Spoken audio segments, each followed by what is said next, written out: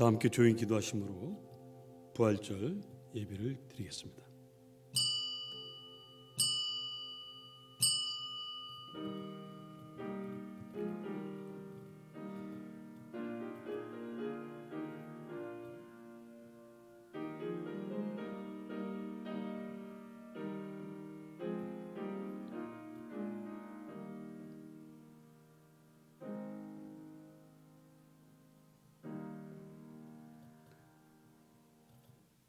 그리스도께서 죽은 사람들 가운데서 살아나셨다.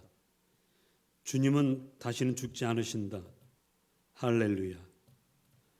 다시 일어나셔서 31장을 찬송하겠습니다.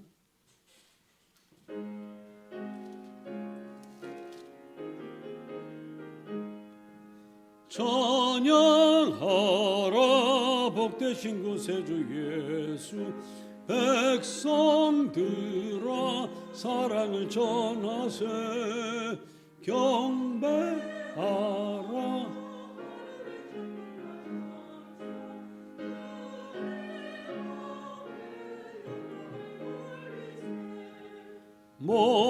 목자같이 우리를 지키시고 종일 품에 늘 안아주시니 찬양하라 높으신 권세를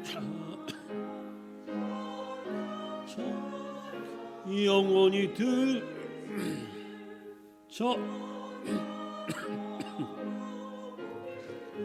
예수 우리 대신 죽임을 당했네. 구주 예수 영원한 구원의 소망, 경배하며 겸손히 절하세. 찬양하라 우리 죄 지신 예수, 그의 사랑 한없이 크셔라. 찬양하라 높으신 권세를 찬양 영원히 드리세. 찬양하라 복되신 구세주 예수, 천사들아 즐겁게 찬양해. 구주 예수 영원히 다스리시니 멸류관을 주 앞에 드리세. 구주 예수 세상을 이기시고 영광 중에 또다시 오시리. 찬양하라 높으신 권세를 찬양 영원히 드리세. 교독문 134번을 함께 교독하겠습니다.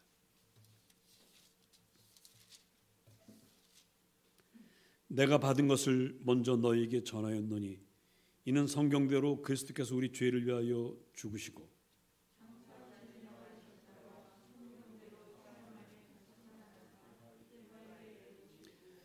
후에 12 제자에게와 그 뒤에 500의 형제에게 일시에 보이셨나니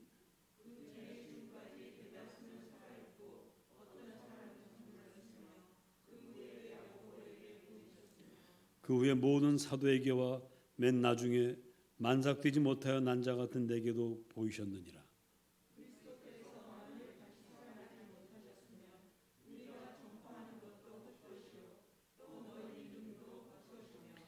만일 그리스도 안에서 우리가 바라는 것이 다만 이 세상의 삶뿐이면 모든 사람 가운데 우리가 더욱 불쌍한 자이리라.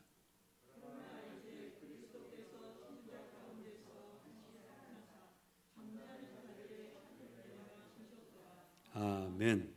4장 성령 드리겠습니다.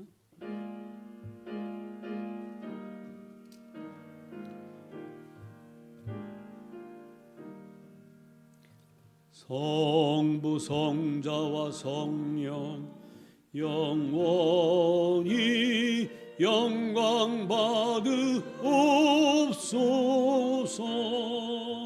태초로 지금까지 또 길이 영원 무궁 성삼위께 영광.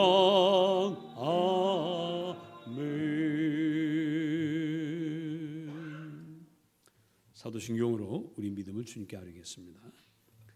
전능하사 천지를 만드신 하나님 아버지를 내가 믿사오며 그 외아들 우리 주 예수 그리스도를 믿사오니 이는 성령으로 잉태하사 동정녀 마리아에게 나시고 본디오 빌라도에게 고난을 받으사 십자가에 못 박혀 죽으시고 장사하지 사흘 만에 죽은 자 가운데서 다시 살아나시며 하늘에 오르사 전능하신 하나님 우편에 앉아 계시다가 죄로서 산자와 죽은 자를 심판하러 오시리라.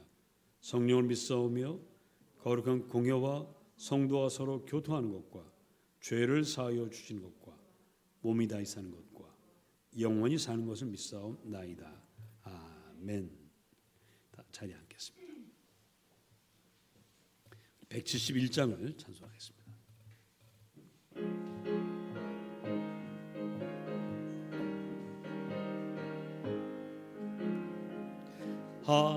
하나님의 독생자 예수 날 위하여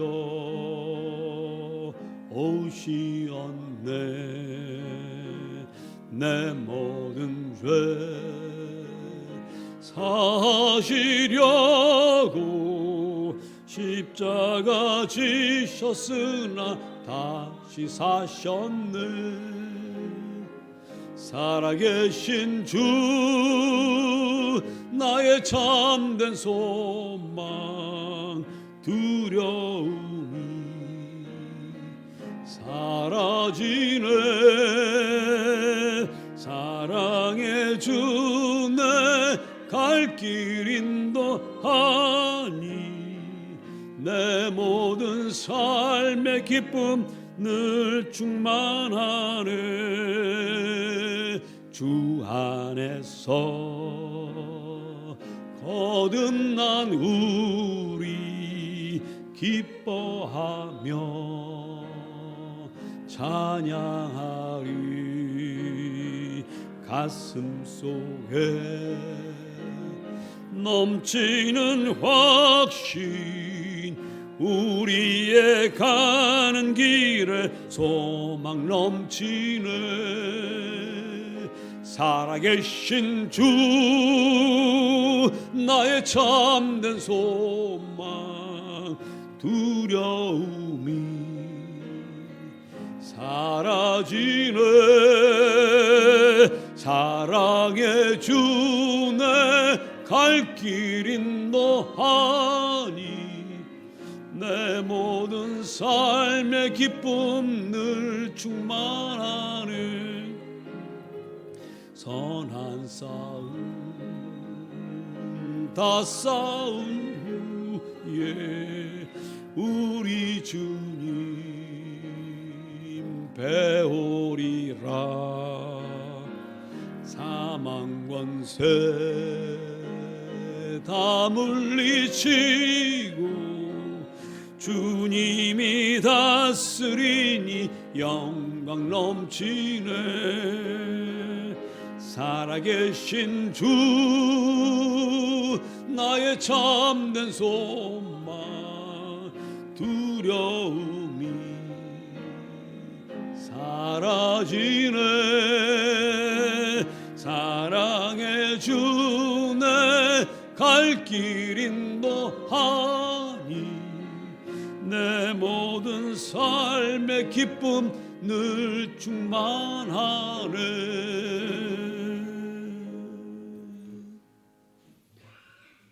기도하겠습니다.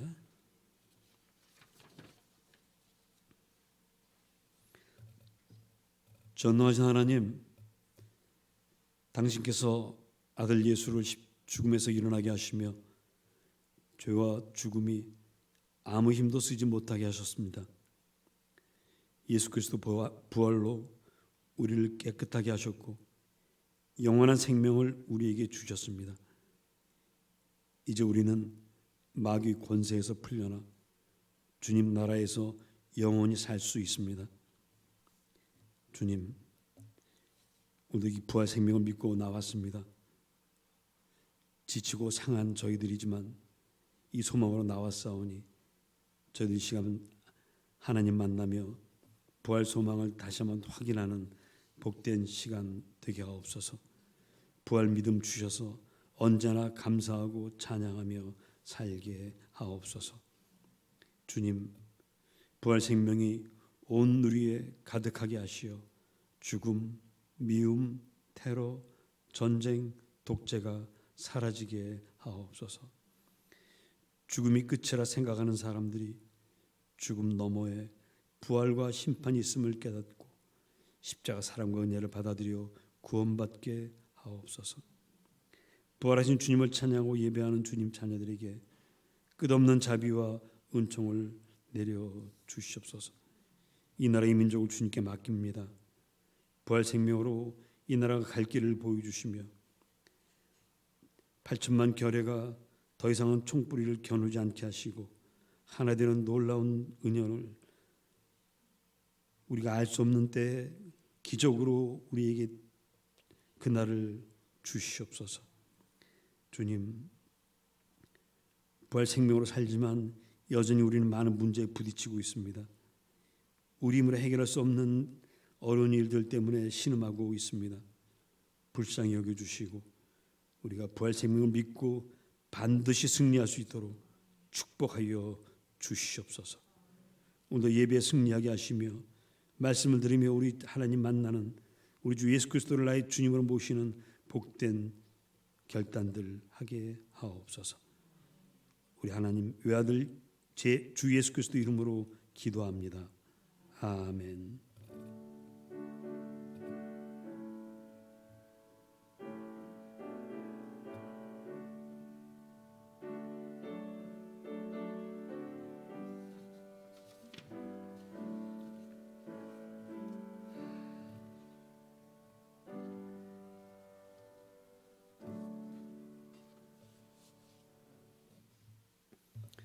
오늘 하나님께 주신 말씀은 이사야서 25장 6절로 9절과 사도행전 10장 34절로 43절입니다.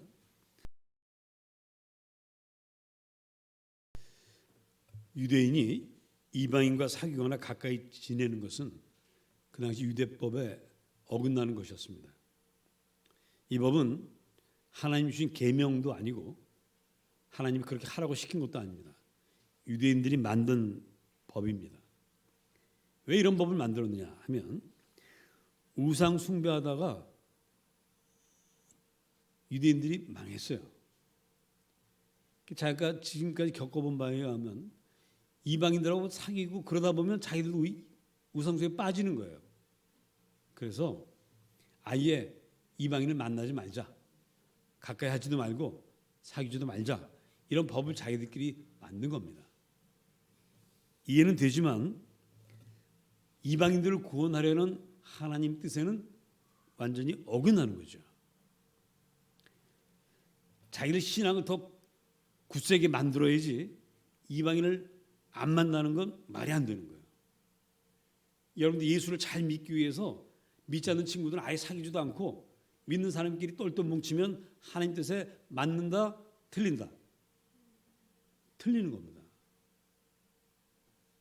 신앙을 굳게 가지고 믿지 않는 친구들 만나서 그들이 우리의 감동 감화 받아 예수 믿는 역사가 일어나기를 축복합니다. 자, 유대인의 조상 아브라함은 처음부터 유대인이었습니까? 이방인이었습니까? 질문이 약간 좀 이상하긴 하죠. 원래 유대인이니까. 이방인이었죠. 원래는 이방인이었습니다. 하나님을 모른 채 우상을 만들어 팔던 철저한 우상 숭배주의자입니다. 어느 날 하나님께서 아브라함을 찾아가십니다. 아브라함아, 너는 너의 고향과 친척과 아비 집을 떠나서 내가 너에게 지시하는 땅으로 가라. 이 말을 들은 아브라함은 성경에는 고민했다 말았다는 그런 흔적이 없고요. 바로 그 다음 날 떠납니다. 왜 그랬습니까? 하나님이 하셨기 때문입니다. 하나님이 말씀하셨기 때문에 아브라함은 더 이상 생각해 볼 겨를도 없이 그 하나님 권위에 따라서 떠납니다. 하나님이 하시는 거예요. 그래서 아브라함이 하나님과 함께 이제 세상으로 나가는데 아브라함이 만나는 사람들마다 다 자기와 같이 우상 숭배하던 사람들입니다. 그러다가 해쪽 속에 사는 곳에서 살게 됐습니다. 해쪽 속은 우리가 히타이트라고 알고 있는 바로 그 족속입니다. 해쪽 속과 함께 살게 되는데 꽤 오랫동안 같이 살았어요. 그러다가 아브라함의 아내 사라가 먼저 하나님께 부름받았습니다. 무덤을 세워야 되겠는데 자기 땅에 하나도 없어요. 그래서 해쪽 속에게 가서 내가 내 아내를 장사를 지내더니 무덤터를 좀 파시오. 그랬더니 해쪽 속이 뭐라고 말을 하냐면 이렇게 말합니다. 내 주여 들으소서. 당신은 우리 가운데 있는 하나님이 세운 지도자이시니 우리 묘실 중에서 좋은 것을 택하여 당신의 죽은 자를 장사하소서. 뭐라고 고백했습니까? 하나님이 어디에 있다고요? 우리 가운데 있는 하나님이 세운 지도자다. 아브라함을 통해서 해쪽 속은 하나님을 믿게 됩니다. 자, 이렇게 하나님은 이방인이었던 아브라함을 택했고요. 그 아브라함을 통해서 이방인을 전도하고 계시는데 그 아브라함의 후손은 정작 이방인을 만나지도 말고 사귀지도 말자고 법을 세운 겁니다. 이 법은 바로 예수님의 제자인 베드로의 발목도 잡고 있어요. 주님께서 돌아가시기 전에 돌아가시기 아니라 부활하고 제자들 함께 있다가 마지막에 승천하시죠. 승천하실 때 제자들이 마지막 당부를 합니다. 사도행전 1장 8절에 성령이 너에게 임하시면 너희는 권능을 받고 예루살렘과 유대와 사마리아와 땅 끝까지 이르러 내 증인이 되어라 이런 말씀이죠. 이방인들을 향해서 가라는 거예요. 근데 막상 이 제자들은 이방인들에게 가지를 못합니다. 그래서 예루살렘에 모여가지고 예루살렘에 있는 유대인들에게만 복음을 전합니다. 물론 그렇게 해서 3,000명, 5,000명 이렇게 예수 믿게 되었지만 이방인들에게는 갈 생각을 하지 않아요. 사마리아로도 안 갑니다.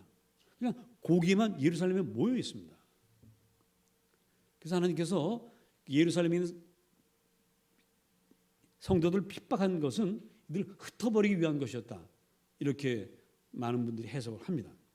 어쨌든 그래서 이방인들 전혀 복음이 전해지지 않고 있는데 그때 하나님께서 고넬료라는 사람에게 주목하십니다. 이 사람은 로마인 백부장인데 하나님을 사랑하는 사람이었어요. 그런데 여호와 하나님을 사랑하고 그분을 섬겼지만 아직 예수 십자가 부활을 모르고 있습니다. 진정한 예수인이가 되지 못한 거죠. 그래서 하나님이 고넬료에게 천사를 보내십니다.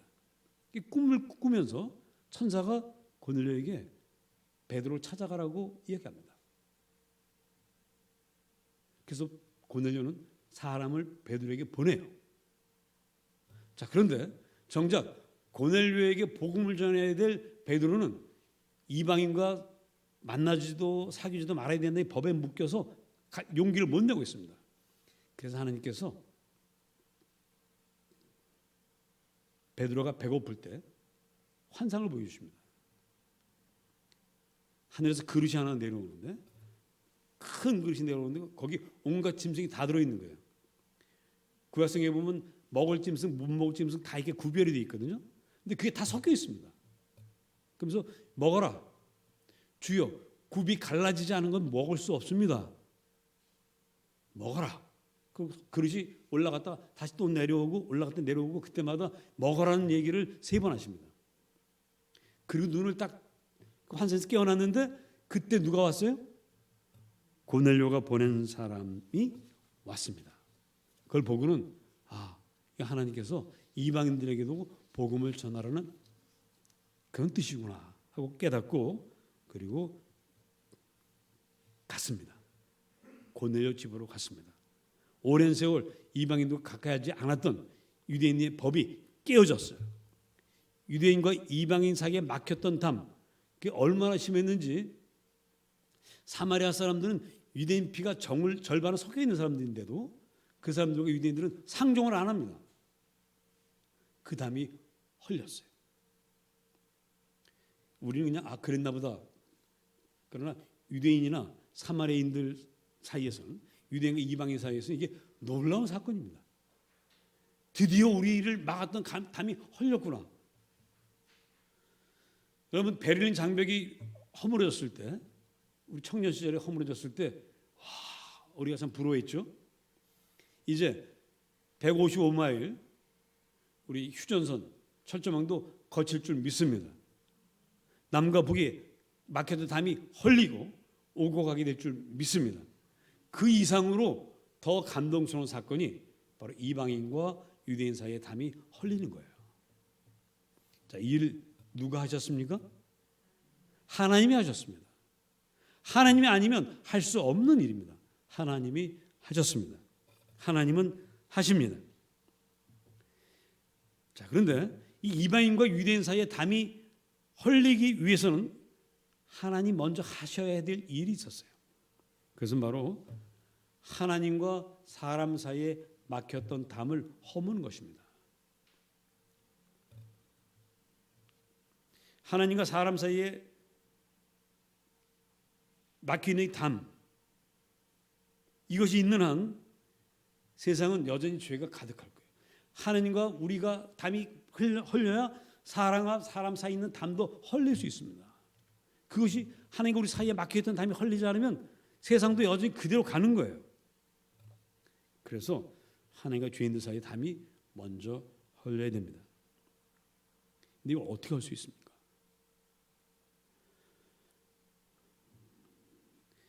하나님 처음으로 사람을 지으실 때 흙으로 지으셨어요. 그리고는 그 코에 생기를 불어 넣으셨습니다. 그래서 사람이 되었어요. 이때 우리에게는 삶과 죽음이라는 게 없습니다. 그냥 사는 거예요. 하나님 생기 속에서 우리가 살아갑니다. 그러다가 사람이 하나님 먹지 말라고 한 선악과, 이것을 먹는 날에는 너희가 정녕 어떻게 되리라고 하셨습니까? 죽으리라고 했어요. 그때 죽는다는 의미는 그 먹자마자 딱 쓰러져서 죽는다는 뜻이 아니라 하나님과의 관계가 끊어진다는 얘기입니다. 담이 딱 세워진다는 얘기예요. 하나님과 함께 숨 숨이 막혀버린다는 얘기입니다. 원래 숨쉬기는 우리가 숨을 들이마시고 내쉬는 거죠. 우리가 하나님의 생기를 들이마시고 그것으로 살아가는 건데 이걸 마시지 못하는 거예요. 하나님의 생기를. 그러니까 하나님의 생기를 마시지 않고 하나님 뜻을 알지 못하고 하나님 사랑을 맛보지 못하고 살아가니까 인생이 험악해지는 겁니다. 나를 낳아준 부모는 있지만 부모 얼굴도 모르고 부모와의 사랑을 만나지도 못하고 살았던 사람은 참 커서 세상 살기가 너무 팍팍합니다. 사랑 받아보지는 않아서 주는 게 너무 힘들고 어렵습니다. 그런 분들은 하나님 사랑을 꼭 만나야 돼요. 하나님 아버지 사랑을 만나면 엄마 아빠 사랑 받지 못해도 남에게 줄 수 있지만 그것조차 없는 사람은 너무 힘듭니다. 그래서 선악과를 따먹고 죽었다는 얘기는 하나님과 관계가 끊어졌다는 얘기고 하나님과 우리 사이에 담이 막혔다는 얘기고 하나님 볼 수가 없다는 얘기입니다. 그게 바로 죽음이에요. 그러다 보니까 나중에 이 생기가 없는 육신은 서서히 죽어가서 땅속에 묻혀서 다시 흙으로 돌아가는 겁니다. 그러나 우리 예수 믿고 구원받고 하나님 생기를 다시 받은 우리는 삶과 죽음의 금이 사라졌어요. 우리 이제 영원히 주님과 함께 살게 되어 있습니다. 부활이 바로 그 증거입니다.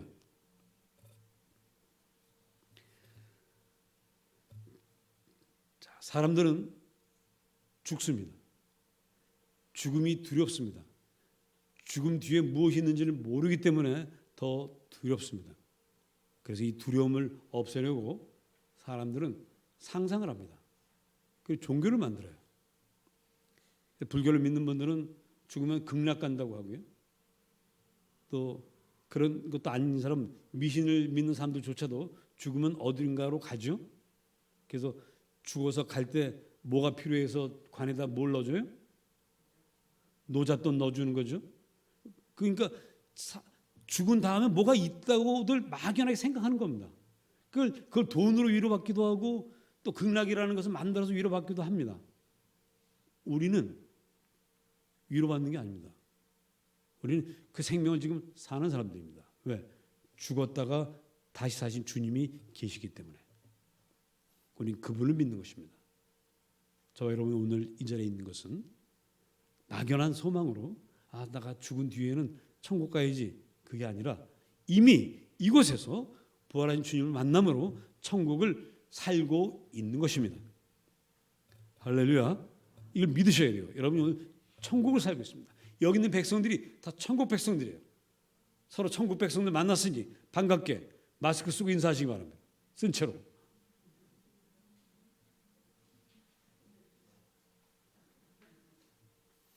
어디 가서 이렇게 모르는 사람, 평소에 알지도 못한 사람 인사하라고 하면 이렇게 반갑게 인사하겠습니까? 우리 주님을, 그 생명을 얻은 사람들만이 할 수 있는 인사죠. 그런데 사람들은요, 죽은 뒤에는 뭐가 있다라고 생각하면서도 실제로 살 때는 죽으면 다 끝이라고 생각합니다. 참 모순됐어요. 죽은 뒤에 뭐가 있다라고 생각을 하면서도 죽으면 다 그만이지 뭐 이렇게 얘기합니다. 그래서 서로 미워합니다. 미워서 미워하고 죽이고 서로 높아지겠다고 싸우고 그러다가 죽어가요. 세상에 미련한 것 중에 가장 미련한 것이 사람이에요. 알면서도 모르고 있으니 이게 미련한 거죠. 동물들은 알면 아는 대로 사는데 우리는 알아도 아는 대로 살지는 않습니다. 그러면서 죽어갑니다. 그런 인생들을 우리 하나님께서 그 꼴을 볼 수가 없어요. 당시 형상대로 만들어서 생기를 불어 넣어줬는데 하나님 떠나버리고 그렇게 비참하게 죽어가는 인생들 두고 볼 수가 없으셨습니다. 그래서 구원하기로 작정하셨는데, 자 여러분, 하나님이요 천지를 만드실 때는 뭘로 만드셨죠? 말씀으로 만드셨어요. 있으라, 빛이 있으라, 동물이 있으라 하면 생겨졌습니다. 그럼 우리 죄도 용서받으라 그럼 될 텐데 이건 그렇게 안 돼요. 왜? 주님께서 말씀하시기를 피 흘림이 없이는 죄 용서함이 없느니라고 하셨습니다. 죄에 대해서는 대가를 반드시 지불해야 돼요. 하나님 법입니다. 그래서 인간들에게 죄값을 묻기로 하셨습니다. 근데 그 죄값을 물으면 우리가 다 어떻게 되죠? 다 죽지요? 그래서 그 말씀을 지키긴 지키되 죄값을 치러서 누군가를 죽기는 죽게 하되 누가 죽기로 하십니까? 하나님이. 그래서 하나님 아들 예수를 이 땅에 보내셔서 사람 몸을 입고 십자가에 달려 돌아가시게 하셨습니다.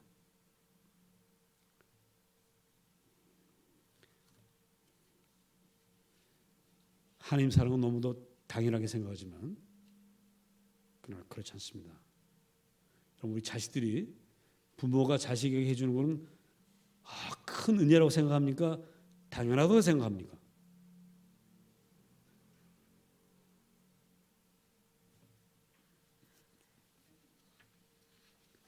세상에 자식 치고 부모가 해준 거를 고맙습니다, 눈물 흘리면서 감동하면서 그런 자식은 내가 본 적이 별로 없는 것 같아요. 지들이 우리한테 뭐 맡겨놓은 것도 없는데 왜 이렇게 당당하게 찾아가고 뺏어가는지. 그렇게 뺏기면서도 기뻐하는 것이 부모입니다. 우리 하나님, 우리를 위해서 당신 너무 힘드셨어요. 예수님 참 눈물로 기도하시면서 주여 제발 이 쓴자는 나에게서 치워 주시옵소서라고 간구하셨습니다. 그렇게 힘드셨어요. 그럼 막상 예수님 십자가에 달려 돌아가실 때는 하나님도 그 꼴을 볼 수가 없어서 하늘을 어떻게 했습니까? 깜깜하게 했습니다. 예수 숨 거두시는 건 하늘이 새카매졌다고 그랬어요. 우리 그 사랑을 받았습니다. 너무도 당연하게 생각하고 있지만 그러나 한 번 더 생각합시다. 하나님 사랑과 은혜가 얼마나 큰지. 우리가 부모가 되어 보니까 그때서야 알죠. 우리 부모님이 나에게 베풀었던 사랑이 얼마나 큰 것인가를 깨닫게 되는 거죠. 우리 하나님 사랑, 십자가 사랑 알면 얼마나 알겠습니까? 그러나 우리가 천국 가게 되면 그때 가서는 정말 잘 알게 될 것입니다. 그래서 계시록을 보면 천국 가서 하나님 백성들이 하는 가장 중요한 일이 뭐냐면 하나님 찬양하는 거예요. 그냥 평생 천국 가면 날마다 하나님 고맙습니다, 감사합니다, 찬양합니다, 이거 하는 겁니다. 그 정도로 큰 사랑을 받고 우리가 이 자리에 있음을 기억하시고 감사하는 마음들 마음속에 채우시기를 축복합니다.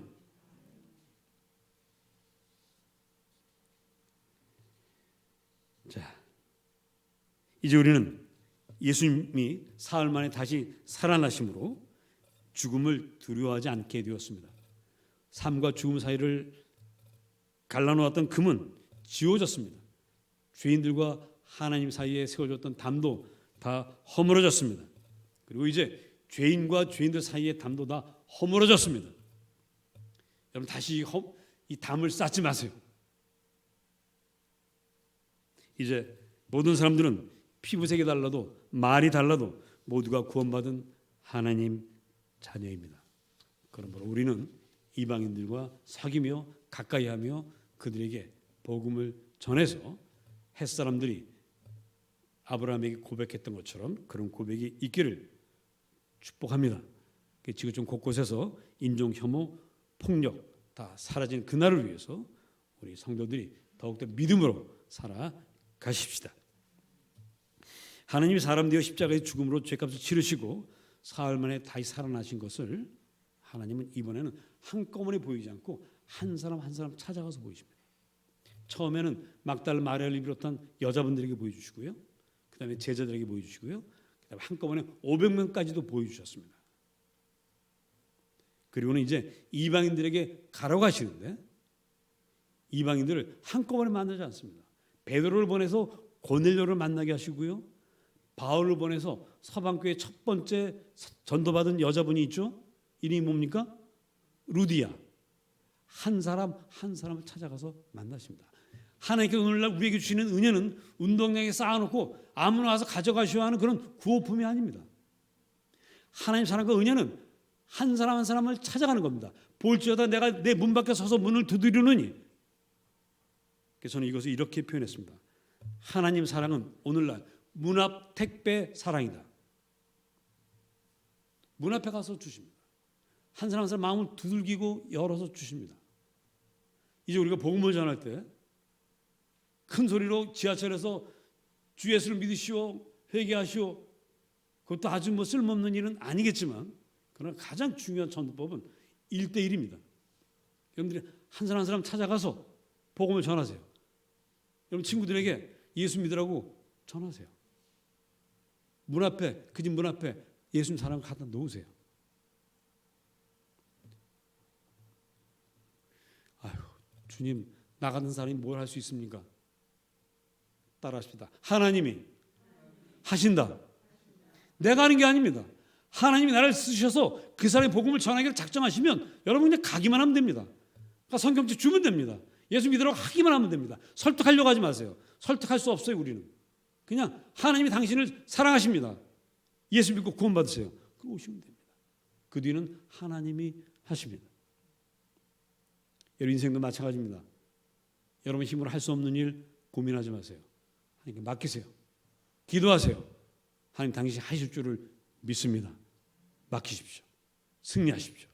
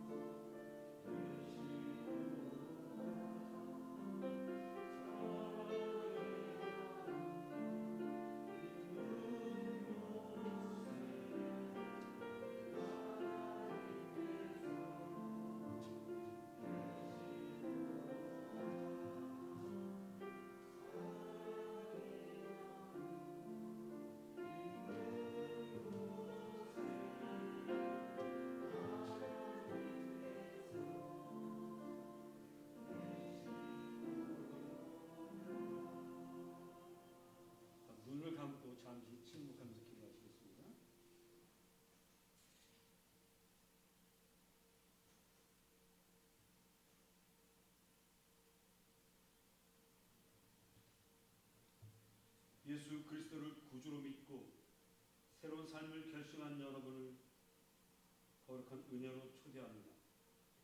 지은 죄를 회개하며 겸손한 마음으로 선만찬에 참여합시다. 교독하겠습니다. 전능하신 창조주 하나님, 언제나 주님께 감사함이 당연하고도 기쁜 일입니다.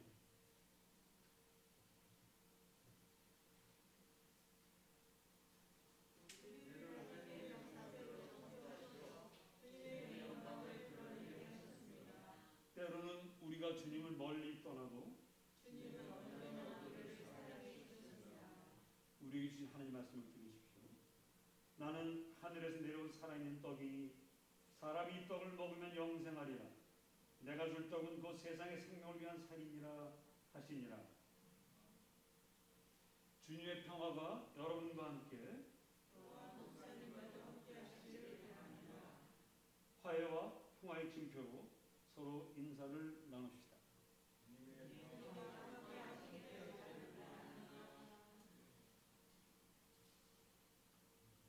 주님께서 자신의 몸을 내어주시던 방 빵을 손에 드시고 감사 기도를 드리신 다음 떼어 제자들에게 주신 말씀하셨습니다. 받아 먹으라. 이는 너희를 위하여 내어주는 나의 몸이니 먹을 때마다 나를 기억하여라. 식후에 주님께서는 잔을 드시고 감사 기도를 드리신 뒤에 제자들에게 돌리시며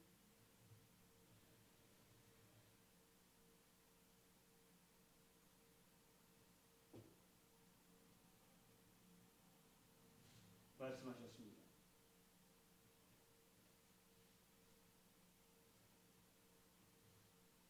이 잔을 마시라. 이는 죄 사함을 얻게 하려고 많은 사람 위에 흘린 새 언약의 피니 이를 행할 때마다 나를 기념하여라. 기도하겠습니다.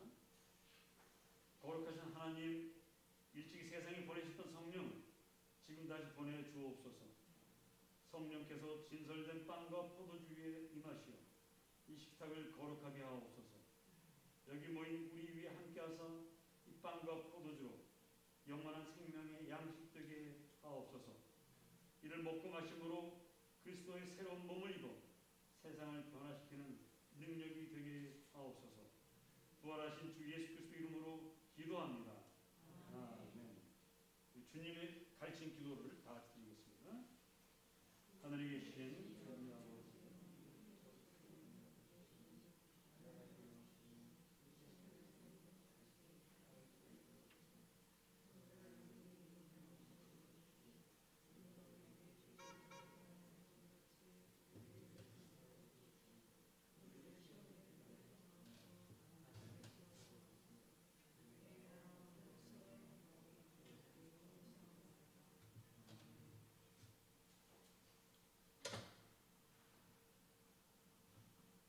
이 빵을 나눌 때 우리는 그리스도의 한 몸에 참여합니다.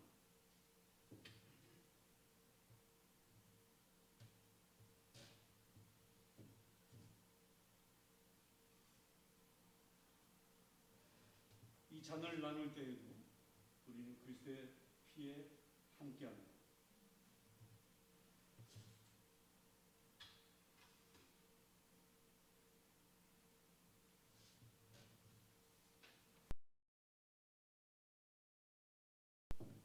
다 함께 기도하겠습니다.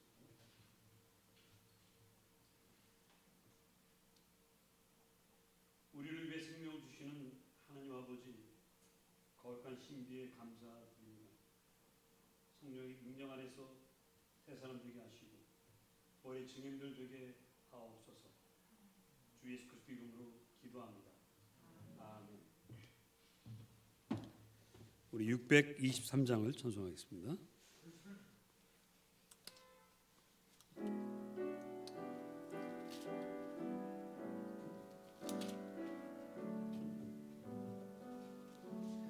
주님의 시간에 아름답게 모든 것 변하리. 주님 나의 갈 길을 인도하여 주시니 주의 뜻을 따라서 살리라. 주님의 시간에 아름답게 모든 것 변하리. 나의 정성 다하여 주를 찬송하오니 주의 뜻을 따라서 주소서. 이 시간 우리 주님께 예물을 봉헌하겠습니다.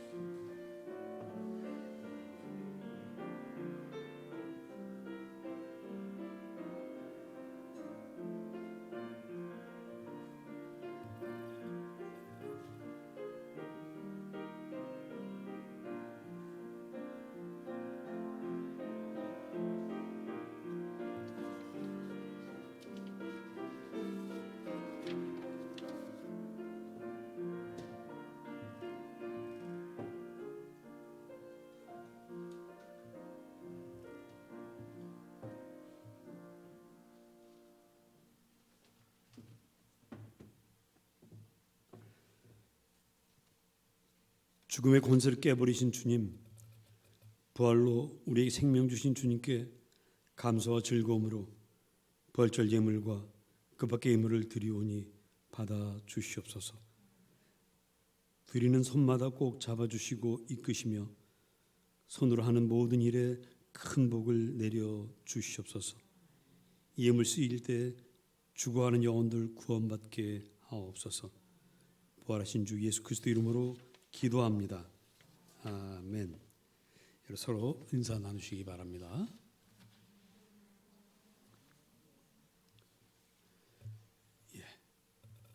말씀으로 기도하기 어제 강의를 했는데 들으신 분들이 다 좋다고들 하시더라고요.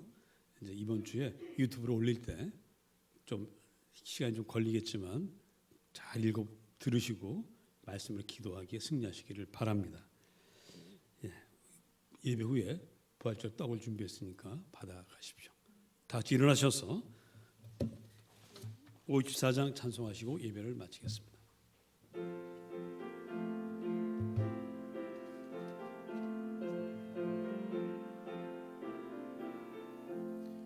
주여 복을 구하오니 편히 가게 하시고 사람마다 주내로 이기도록 하시고 광야 같은 세상에서 항상 인도하소서. 주의 복된 말씀 듣고 무한 감사합니다. 구원받은 주의 성도 열매 맺게 하시며 하나님이 우리 함께 항상 계시옵소서.